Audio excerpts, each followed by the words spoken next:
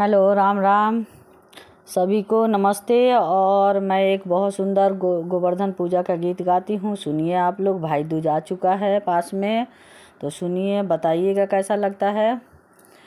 गोधन कूटे चलनिए भैया बाबा के हो दुआर। गोधन कूटे चलनी हो भैया बाबा के हो दुआर।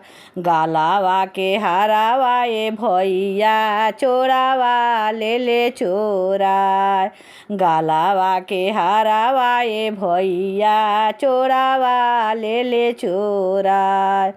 गोधन कूटे चलनी ए भैया बाबा के हो दुआर। गोधन कूटे चलनी ए भैया बाबा के हो दुआर। मंगिया के टिकावा ए भैया गईले हो भूलाय। मंगिया के टिकावा ए भैया गईले हो भूलाय।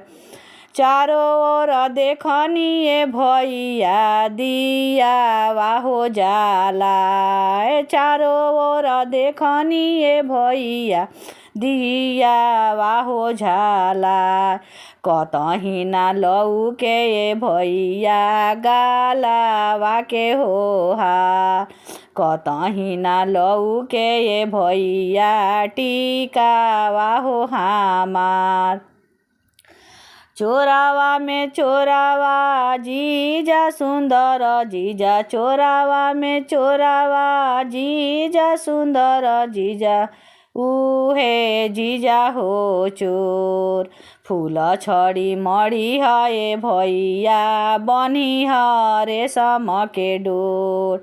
फूल छड़ी मड़ी है भैया बनी है रेशम के डोर। गोधन कूटे गईनी ए भैया बाबा के हो दुआर।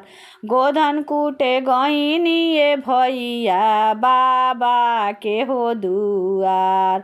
पाँव के पैजनिया ए भैया चोरावा ले चोराय। पाँव के पैजनिया ए भैया चोरावा ले चोराय। आय